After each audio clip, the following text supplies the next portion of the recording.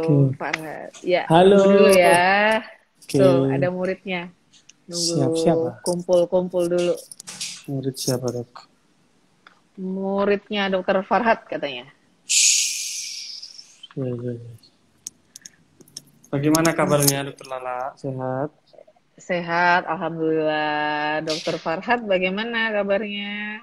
Alhamdulillah. Gimana, Dok, Malang? Aman? Malang ya sama ya, Sepi zona atau merah rame? ya. Sepi, Sepi ya. sepi, sepi. Kalau Surabaya gimana, Dokter Farhat? Saya ini sudah 1,5 bulan nggak ke Surabaya. Baru sekarang Hmm, ini agak sepi kayaknya. iya, demi Satgas COVID ID Demi Jatim ya. Satgas COVID-19 Jatim. Siap. Oke. Oke, dimulai aja ya, Dokter Monggo, monggo. Farhat. Silakan, Ya, silakan. Assalamualaikum warahmatullahi wabarakatuh. Salam Waalaikumsalam. sejahtera bagi kita semua. Salam Om Swastiastu, Namo Buddhaya, dan salam kebajikan. Selamat siang, sahabat Instagram semua. Selamat bergabung dalam live Instagram Satgas COVID-19 ID Wilayah Jawa Timur. Bersama saya, Delia Widasmara, sebagai moderator dalam acara ini.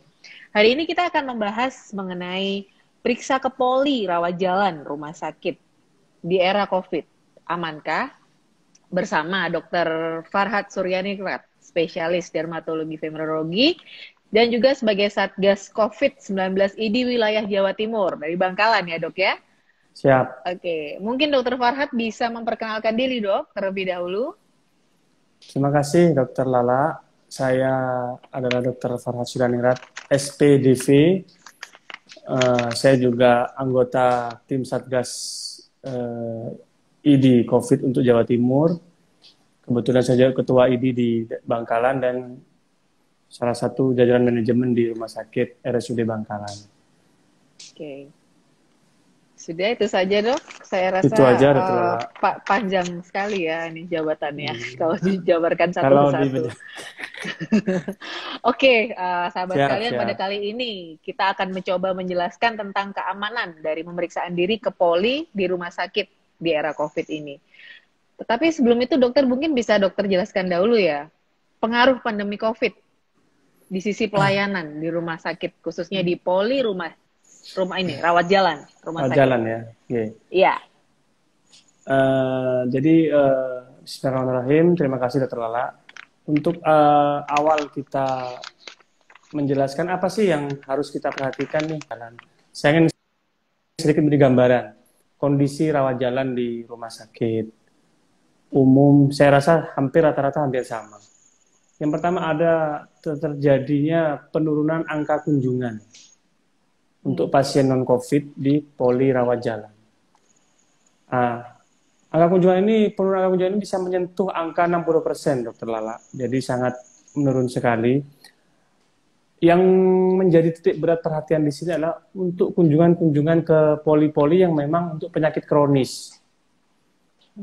Jadi yang istilahnya contohnya poli fisioterapi, di mana rata-rata pasien di situ adalah pasien yang memerlukan terapi yang kontinu, yang berkelanjutan untuk meningkatkan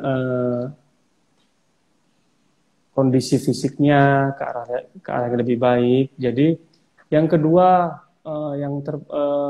polimata. Polimata ini juga kita juga karena memang ada edaran dari Perdami untuk kasus-kasus yang tidak berat, penurunan visusnya bisa ditunda. Tapi risikonya adalah terjadinya banyak penumpukan pasien-pasien yang belum bisa kita tangani. Perdami Persatuan Dokter Mata ya, Dokter Mata. Bagaimana yang belum tahu? Ya. Betul. Jadi istilahnya ada banyak penurunan. Yang kedua faktor dari masyarakatnya sendiri memang takut, Dok.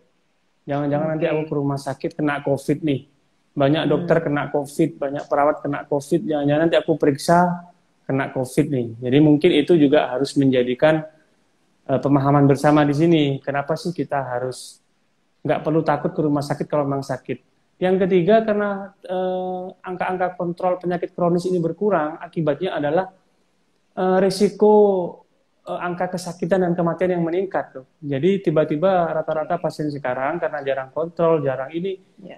langsung ke unit gawat darurat dengan kondisi yang lebih parah dan itu mungkin lebih risiko dan rentan untuk terkena COVID.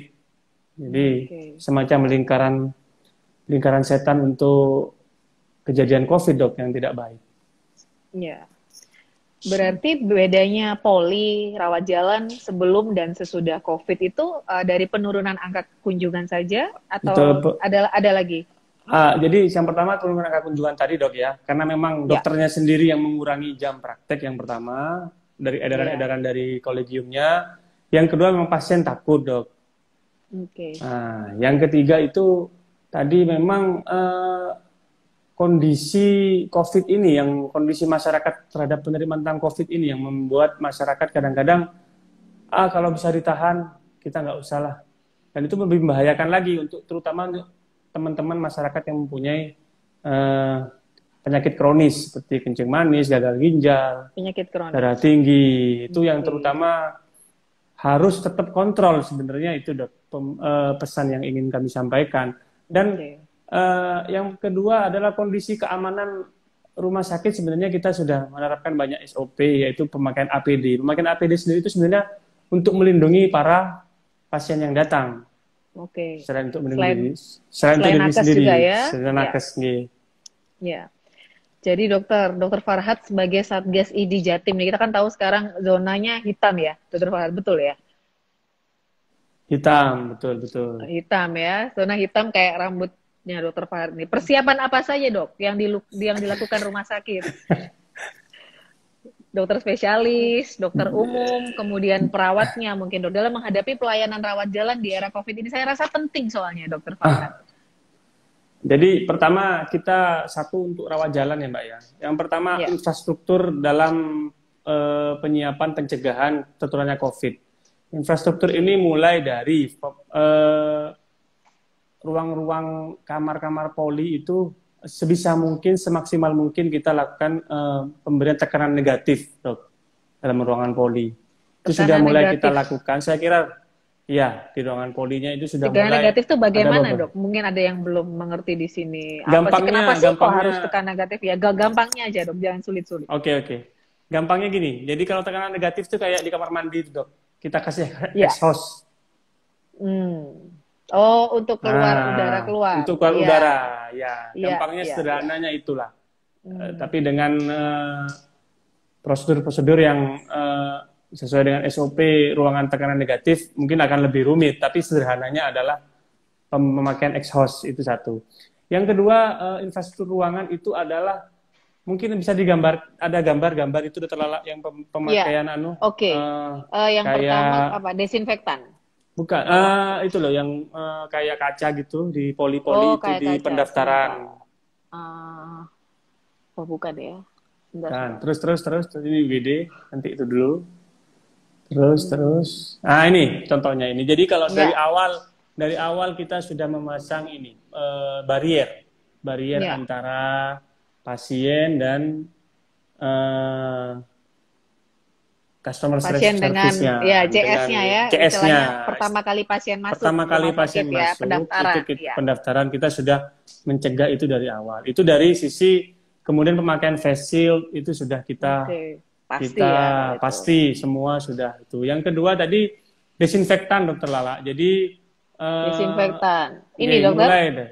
Ya ini di poli COVID. Ini di poli COVID itu pemberian desinfektan untuk pasien-pasien yang baru masuk. Sebenarnya ada cuci tangan juga. Ada cuci tangan.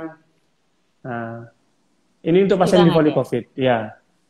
Jadi tadi kita sudah prosedur pasien masuk mungkin dokter Farhad. Ya, ini. Ya. Jadi kita sudah periksa suhu dulu, terus ada cuci tangan juga. Tadi ada barrier tadi, kemudian desinfektan rutin dokter Lala. Karena kan kita tahu COVID-19 ini kan menularnya lewat droplet ya. Jadi kayak tombol-tombol lift, pegangan-pegangan pintu itu kita rutin setiap 2 jam itu dengan cleaning service kita lakukan pembersihan. Setiap 2 jam ya dokter Farhad. Ya, idealnya demikian. Sebenarnya idealnya setiap ada orang yang datang kita lab. Waduh, iya, berat kali itu dokter Berat. Farhan. Iya, Nah, tapi kan berat. untuk mengurangi, kemudian untuk Transmisi juga kursi-kursi ya? transmisi juga, Kursi ini ya. kursi-kursi ya. Ya, Ini ini juga ini ruang tunggu distancing, poli. ruang Ya, tunggu poli. Jadi ini merupakan salah satu bagian dari kelengkapan infrastruktur untuk pencegahan ya. COVID. Oke, Oke, infrastruktur. jadi yang sekarang setelah ruangan kita ke human-nya, sos-nya. Tadi mungkin yang dari Human UGD tadi. source. Jadi, Oke, yang dari UGD. Mana ya? lah ini pemakaian APD level 3, Dokter Lala. Jadi Iya, level APD 3. itu kan ada yang level 1, level 2, level 3. Lah untuk Iya, sekarang karena kita zona hitam, sesuai dengan rambut saya hitam tadi, ya. Dokter Lala. Ya. Iya. Kalau rambutnya terlala kan agak-agak pink Iya, gitu. Jadi nggak masuk. Halo? tidak masuk zona Jadi hitam, zona merah, dokter Farhan. Iya. tidak masuk zona hitam, zona merah. Ya. Jadi itu kita melakukan pelindungan untuk teman-teman. Dan pelindungan teman-teman ini juga nggak usah takut. Ini juga melindungi para pasien yang datang, dok.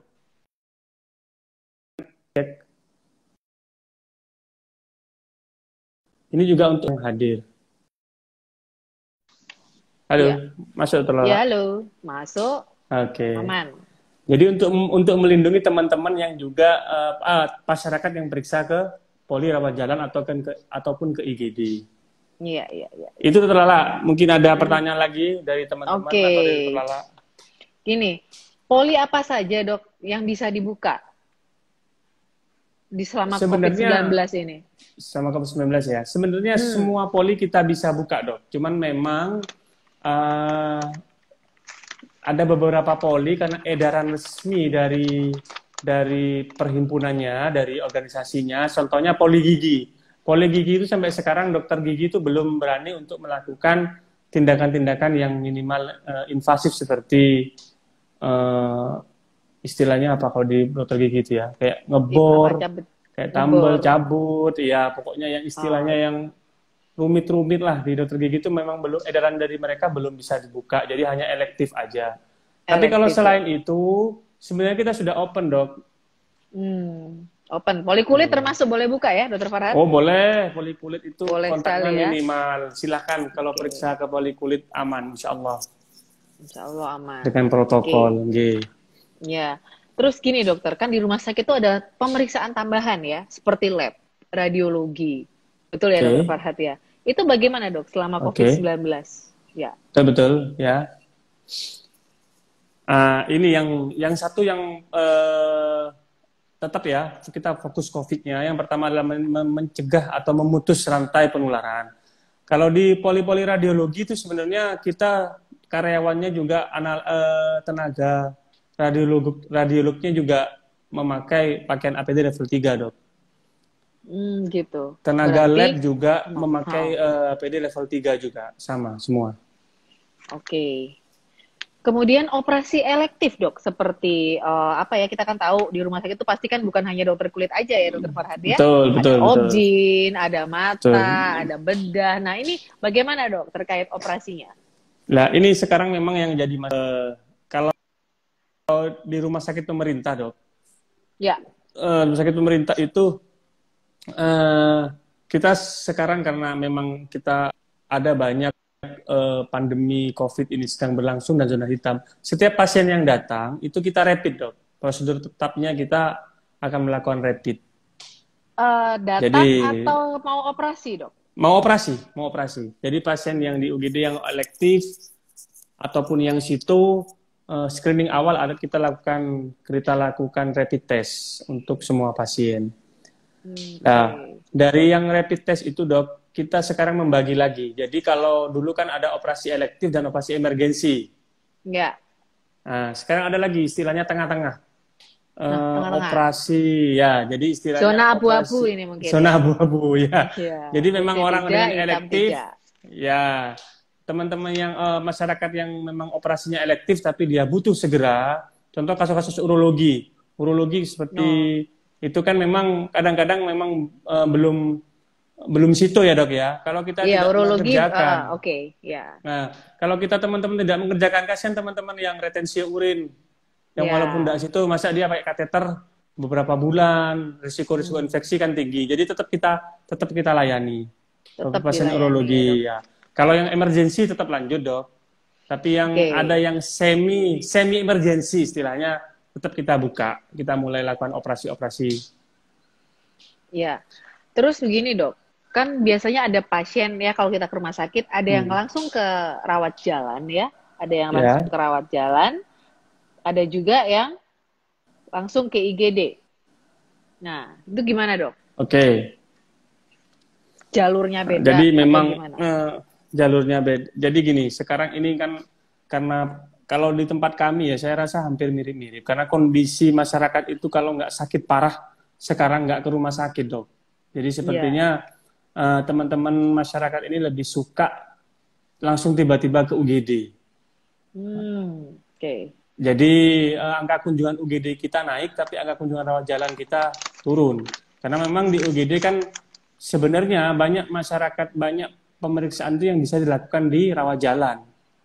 Dan pemeriksaannya sebenarnya lebih lengkap dan lebih spesifik dan lebih teliti. Cuman karena memang kondisi pandemi ini, masyarakat, aduh takutlah. Satu takut tertular. Takut ya. Satu takut tertular, dua takut dianggapan statement dari masyarakat sekarang. Jangan-jangan kalau ke rumah sakit saya bukan sakit COVID, tiba-tiba saya nanti di sana sakit COVID nih. Iya, nanti jadi ketularan. Memang stigma ketularan, ya, pada stigmanya betul. Padahal masyarakat dengan kondisi fisik yang memang drop atau memerlukan pemeriksaan ke dokter itu sebenarnya bisa lebih awal. Walaupun COVID pun itu angka kesembuhannya juga tinggi. Daripada didiamkan dan tidak berobat, itu menyebabkan angka kematian yang meningkat, Dok. Nah, salah satunya adalah angka kematian di Jawa Timur itu termasuk yang tertinggi. Bahkan melampaui DKI. Bagaimana Dokter Farhat ini sebagai Satgas COVID Jatim loh, udah main-main ini. Iya, Dok. Jadi angka kematian di Jawa Timur ini luar biasa karena orang memang tingkat kepercayaan kepada rumah sakit sangat menurun, Dok. Jadi orang periksa ke rumah sakit sudah dalam kondisi terminal dan kondisi parah sehingga menyebabkan angka kematian konfirmasi dan PDP kita yang tertinggi, Dok. Oh, paling tinggi ya. Iya. Luar biasa Jawa Timur. Justru itu dengan adanya Dokter Lala ini maksud saya sebagai banyak followernya ya, Dok, bisa memberitahu kepada masyarakat, periksalah sebelum memberat. Jadi tidak masalah. Kalau sakit sedikit tidak usah takut di-COVID-kan, nggak usah takut nanti jadi parah. Nggak usah takut, periksa dan lebih dini itu lebih baik. Bahkan kemarin kita konsultasi ke dokter anak juga, saya di podcast saya, nanti saya titip tolong dipromosikan. Oh, siap-siap. Artis juga taruh mau, saya pengen seperti Dokter Lala, artis juga. Iya, terus jadi gini, karena orang tua sekarang itu takut, Dok, periksa ke dokter anak, periksa ke poli anak. Akibatnya angka untuk imunisasi juga menurun.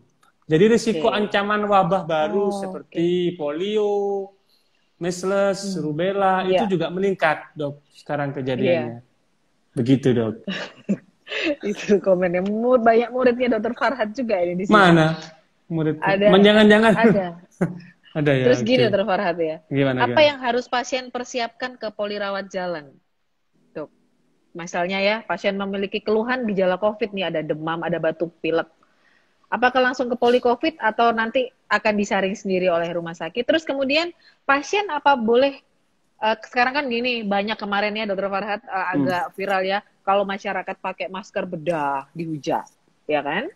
Masyarakat pakai ini dihujat. Itu bagaimana Dokter Farhat sebagai zona hitam loh ini, boleh apa enggak nih pasien pakai masker bedah?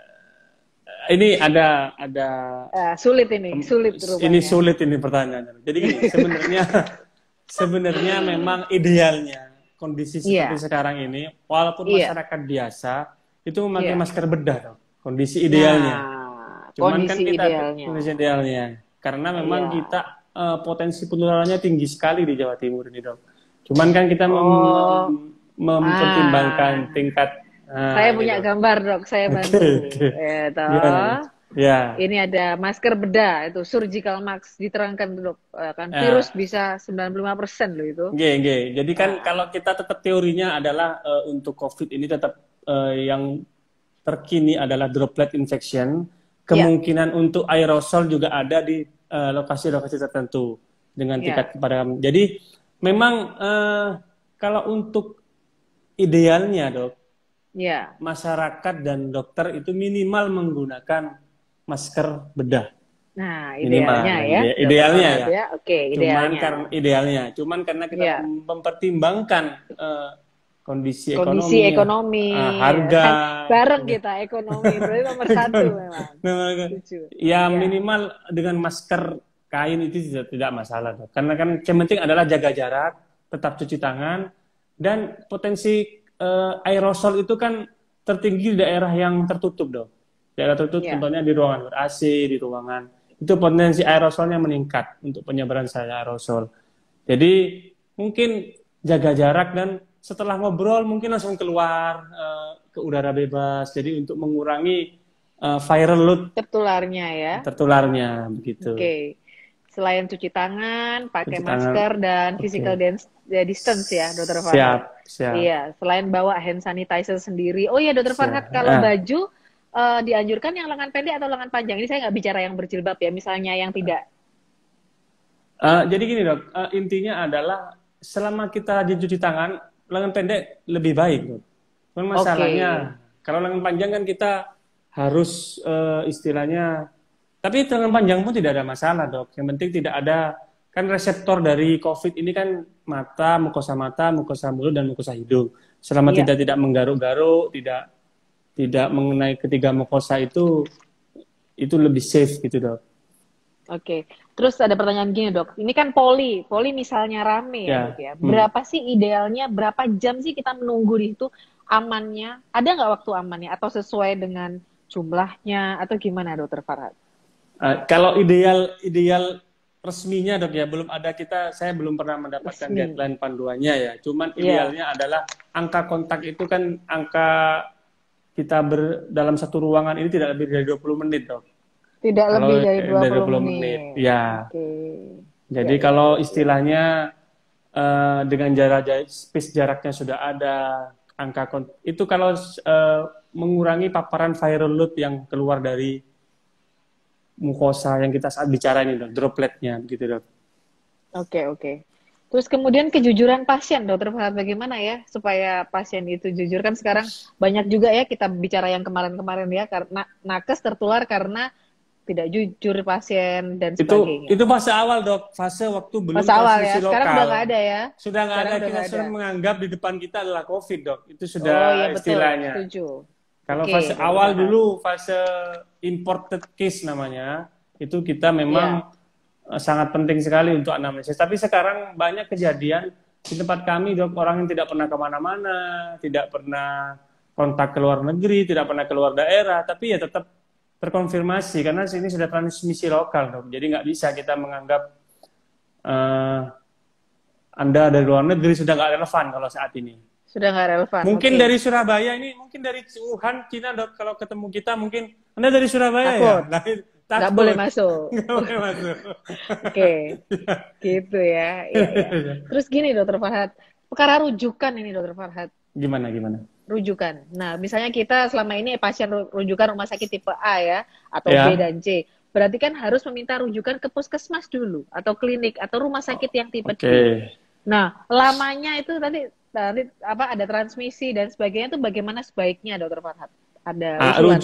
Untuk pasien-pasien BPJS dok, sebenarnya sudah ada program namanya telemedicine. Jadi di BPJS itu sudah ada mengurangi kontak dokter-dokter keluarga, dokter-dokter FKTP tingkat pertama, itu juga sudah diwajibkan meng-download aplikasi online BPJS. Jadi untuk teman-teman yang dengar BPJS itu bisa konsultasi via online dengan FKTP tingkat pertama. Nah, dari situ dok, itu juga satu mengurangi angka kontak. Yang kedua mengurangi antrian. Jadi kalau teman-teman yang di FKTP tingkat pertama, teman-teman dokter umum yang dokter keluarga, itu untuk pasiennya, untuk meminimalisasi angka kontak sudah ada aplikasinya. Saya kira sudah pada tahu aplikasi online. Yang kedua untuk rujukan memang harus tatap muka dok, karena memang harus diperiksa. Kalau pasien itu memang turun.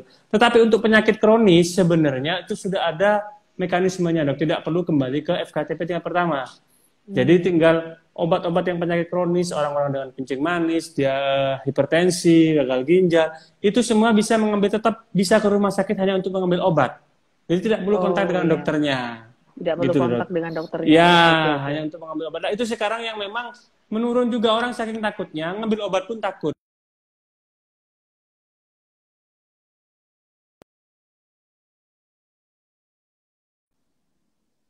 Halo, halo, halo, halo. Halo, jelas ya suara saya? Oke, oke, oke. Oke, masuk. Oke.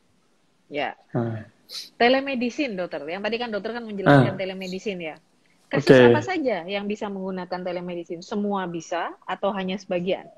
Kalau yang di FKTP, Dok, sifatnya jadi gini, sekarang itu BPJS itu sudah membuat aplikasi online. Jadi di situ karena sekarang pembayaran kapitasi itu berdasarkan berbasis kinerja. Jadi Hmm, angka kontak untuk pasien yang di FKTP tingkat pertama itu dihitung. Jadi di situ semua bisa dikonsultasikan ke dokter mhm. keluarganya. Jadi Oh, tidak dokter keluarga. dokter keluarga. Jadi kalau Anda Hmm, masyarakat di sini pasien BPJS itu bisa dikonsultasikan di situ untuk segala macam keluhannya. Memang ada yang tetap harus kontak untuk oke. penyakit-penyakit yang memang memerlukan pemeriksaan. Kita misalnya contohnya dengan hipertensi, tensinya berapa? Mungkin pasien di rumah tidak punya tensi atau mau memeriksakan adakah kelainan jantungnya dengan auskultasi mungkin harus datang. Tetapi Oke. konsultasi segala macam itu bisa, Dok. Nah, itu yang Oke. di tingkat pertama, Dok. Kalau yang di FKTP rujukan di rumah sakit nih, bisa nggak, Dok, telemedicine? Nah, kalau rujukan ini kan lebih ke spesialistik, Dok. Jadi agak sulit kita menerapkan suatu pola-pola telemedicine. Mungkin ada beberapa Ya. tempat, mungkin di Polikulit mungkin masih bisa mungkin.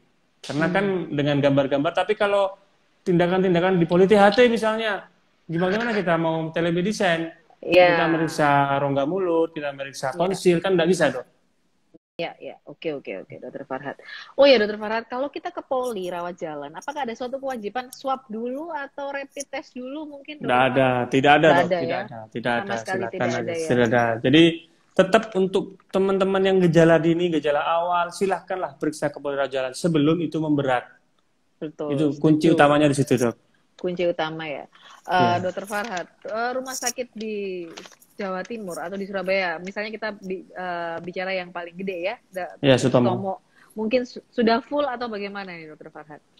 Maksud saya gini, apakah tidak ada kemungkinan membuka rumah sakit khusus COVID seperti mungkin kayak COVID. contohnya kayak Wisma Atlet, contoh itu di Surabaya gimana, Dok?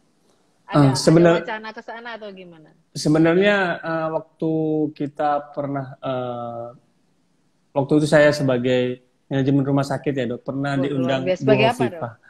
Ya, Oh sebagai ya. perwakilan rumah sakit. Oh, sebagai ya ya, Dok. Iya, iya. Jadi waktu Ya. itu pernah ada wacana seperti itu, Dok. Sebenarnya RS khusus COVID kita sudah, kalau tidak salah sudah berjalan, Dok, di RS Sudah di berjalan ya. Indrapura, di Indrapura. Indrapura. Nah, Oke. Iya, iya, iya, cuman iya. memang itu hanyalah untuk kasus-kasus OTG, Dok. Kasus-kasus OTG. Jadi Tanpa kasus-kasus yang gejala. tanpa gejala. Nah, untuk Oke. kasus-kasus yang berat, Ya, itu kan rujukannya di Surabaya ini Rumah Sakit Dr. Sutomo, Dok, dan Rumah Sakit ya. FK UNER. Hmm. Rumah Sakit FK UNER Erlangga FK yang Uner di, ya. Iya. ya.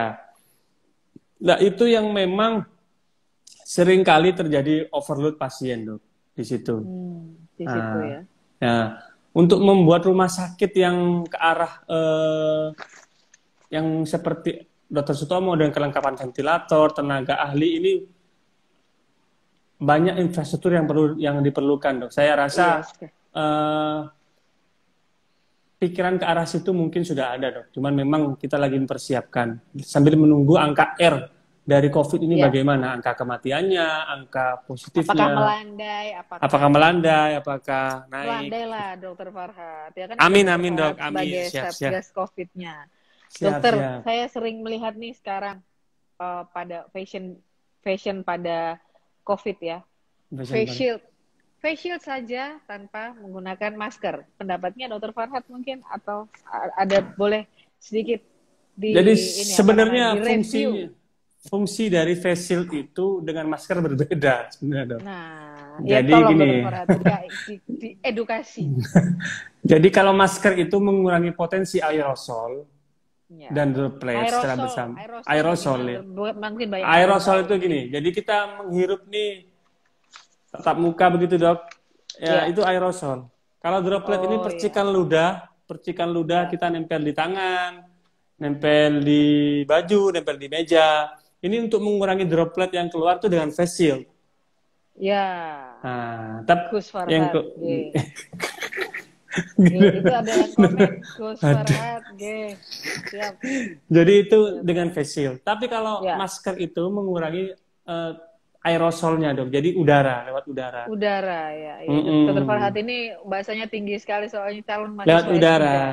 Ya dong, calon mahasiswa S3 mau daftar sudah dicari sama ibu KPS. Itu ya Dokter Farhad ya, berarti Iya, kalau mungkin masyarakat ada pertanyaan menggunakan face dari shield. followernya Ada, Dokter Lala. yaitu apa namanya salah satunya itu tadi fashion apa pemakaian face shield tadi. Oke. Ya, jadi apakah tetap apa namanya pakai masker atau tidak gitu. Oke. Gini, Ini Dokter moderatornya Farhad, banyak yang request, Dok, di iya. wilayah Jatim. Itu Dokter Nur Hadi itu adalah sekjen.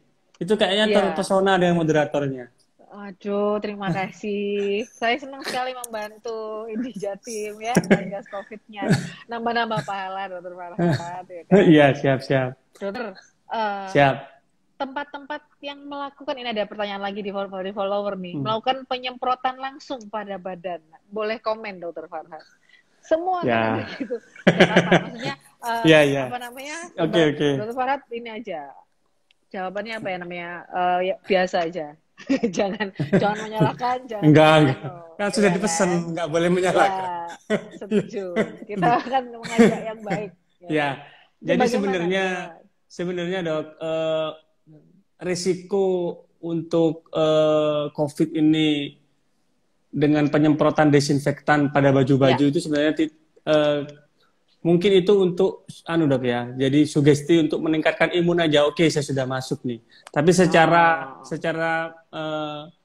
medis saya rasa itu belum ya. belum gitu, Dok. Belum pas lah ya. Sugesti ya, tapi Sugesti ya paling nggak ada. Karena kan ini berkaitan dengan imunitas, Dok. Terus yang kedua malah risiko terjadi iritasi, Dok. Kalau kena mukosa mata, kena mukosa. Betul, setuju Dokter Farhad. Nah itu terjadinya iritasi, Dok. Ya. Ya. Ada pertanyaan siap. lagi Dokter Farhad ini. Biasanya ini kan sudah 45 menit, nanti terputus 50 menit. Biasanya tempat ini, makanan Dokter Farhad. Jadi misalnya nih kita habis makan makanan. Kita ini orang COVID nih yang makan. Terus kemudian nggak sengaja dia makan juga gitu. Ini loh misalnya kue habis saya makan, dia makan. Apakah menular kena percikan ludah penderita COVID? Ini orang ini terkonfirmasi nih. Yang konfirmasi lah. Terus kemudian dibagikan. Makan atau minuman juga Dokter Farhad. Kan sekarang makanya kemana-mana harus bawa botol sendiri ya Dokter Farhad ya. Betul. Jangan sharing. Betul. Bukan sharing loh ya. Iya. Ya. Gimana Dokter Jadi begini Dokter Lala. Jadi sesuai dengan teori yang sudah kita pahami bersama, penularan ini kan memang dari droplet. Ya. Jadi percikan ludah, percikan makanan, sisa-sisa makanan yang memang ada percikan ludah kita, itu memang resiko untuk penularannya cukup tinggi, Dokter Lala. Memang sebaiknya kita memang hati-hati. Dalam tanda kutip new normal ya. New normal itu dalam tanda kutip kita harus membawa tumbler sendiri. Kita harus membawa hand sanitizer sendiri karena memang untuk mengurangi risiko tadi. New normal itu begini nih kehidupan kita ke depan, nongkrong di kafe. Normal banget ya betul. Jadi kalau ke kafe kita juga harus apa ini, Dokter? Ya kalau kalau nongkrong di kafe itu kita harus melihat sekarang nggak bisa kayak dulu kita santai lebih Iya. lama. Kita harus Ngopi-ngopi, ngobrol ngopi-ngopi, dulu, ngobrol, ya dong. harus dengan new normal. Mungkin kita bawa kopi, Iya. kita bawa ke mobil, gitu. Oh gitu ya, Mungkin, benar-benar jadi mungkin. masyarakat yang Jadi, di mobil, tapi nanti di mobil banyak. Iya, Dokter Farhat, ini apa namanya itu ada pertanyaan lagi. Beli makanan di luar jika dipanasin di rumah bisa bebas nggak dari virus COVID? Nah, ini secara teknis dan secara penelitian saya belum pernah Iya pasti kalau bisa itu jawab karena ya. kan Cuman baru, kalau dok. baru, Ya, COVID kan cuman baru. kalau pemanasan istilahnya kan virus ini kan juga rentan. Kalau ilmu-ilmu sederhana tentang virus kan kita tahu dok, virus ini kan dengan pemanasan Iya, ekstrim kan memang mengurangi iya, potensial virulensinya. betul, Mungkin setuju. mungkin bisa dicoba, enggak apa-apa sih, saya rasa lebih Iya. safe daripada nggak diapa-apain gitu dok. Coba pertanyaannya Pak Susilo, tapi saya tidak berani bilang karena ini nanti yang di-save ini di ini Instagramnya ini kok boleh Satgas dugem. COVID. Ini di-kick aja Pak, Bro Terlala ini tidak mendidik pertanyaannya, dibuang aja ini. Iya, Terus Pak setuju, Susilo setuju. itu. Iya. Dibuang nanti kamu bahaya loh. Dokter Farhat, mungkin sebelum kita akhiri nih, boleh Siap. pesen ke masyarakat sebagai Satgas ID Jatim yang zona hitam, berarti kan boleh bisa diikuti dengan zona-zona merah kan berarti. Siap. Panutan lo ini, awas, hati-hati berbicara. Iya. Siap. Beban saya ya. Kok jadi beban saya? Tadi nggak beban padahal. Nggak apa-apa, ya kan. Oke. Dokter, sebelum pesan tadi ada virus yang menempel di makanan bisa bertahan berapa lama? Mungkin kemarin-kemarin sudah ada ya dok ya, di kayu berapa lama, di udara berapa lama, G. Bisa dijelaskan? Untuk detail saya kalau lupa ya dok ya. Untuk detailnya lupa. Cuman intinya begini dok. Intinya begini. Kalau di barang-barang logam, barang-barang kayu itu lebih lama dia. Oke. Jadi barang-barang yang logam kayak nikel itu kalau nggak salah sampai beberapa hari. Jadi kayak dipegangan HP gini-gini nih, itu lebih lama.